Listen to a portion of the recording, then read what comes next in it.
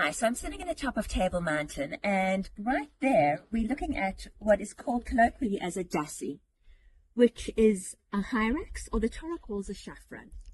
And it's mentioned in the Torah, in Parshas Shmini, where the Parsha says, and it tells us that what you can't eat from, because it says those that bring up their cud and that have split hooves.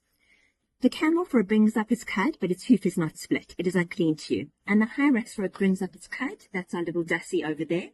But its hoof will not split. It is unclean to you. And the hare for it brings up its cud, but its hoof has not been split. It is unclean to you.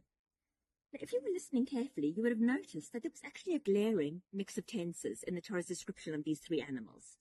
Because they all have one sign of being kosher.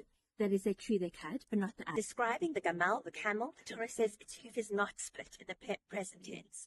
In regard to the shafran, the hyrax, the little Dassie that you're looking at, the Torah states its hoof will not split in the future tense. And in describing the arneves, the hare, the Torah says its hoof has not been split in the past tense. Now, Rav Yisrael Salanta gives us a beautiful insight into this other very perplexing use of three different tenses to convey the same information. All of these psukim, all of these verses, end with the Torah saying that the animal in question is tameh, impure. And Rav Yisrael Salanta tells us that the Torah is cautioning us that before you judge that something is tameh, is impure, you have to know its past, present, and future. If you don't know everything about the subject or object you're about to vilify, don't be so quick to rule that it's tameh. Rabbi Francis told the following story about a couple who had been Shomrei Torah and mitzvahs before the Holocaust, but after the Holocaust, her husband dropped everything.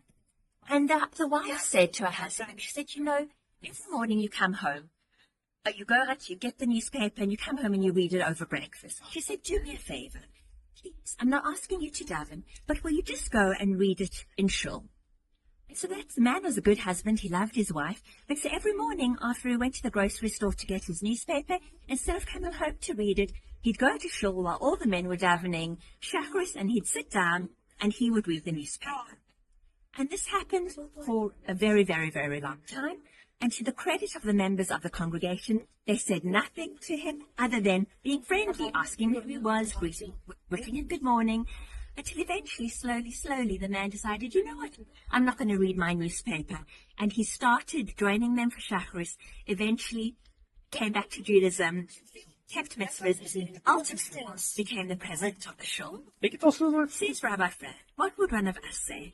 We'd see somebody walking up to shul, plopping down and reading the newspaper. You'd say terrible, you'd go over and criticize it.